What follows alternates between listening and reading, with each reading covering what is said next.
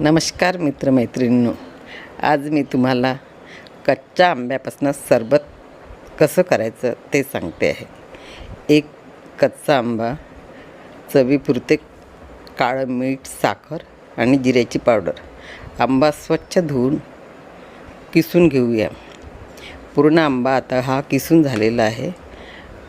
आता आपण हा आंबा किसणीच्या बारीक साईडने पूर्ण किसून घेऊया. बारीक किसला तर त्या आंब्याचा जास्ती रस निघतो आहे. त्यात आपण किसमध्ये पाणी घालूया. कमीत कमी एका कैरीचं 4 ग्लास सरबत तयार होतं.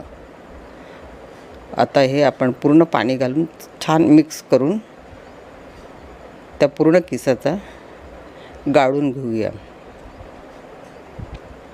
पूर्ण गाळून झाल्यानंतर पुन्हा एकदा तुम्ही पाणी घालू शकता आणि पुन्हा एकदा तो किस गाळून घेऊ शकता.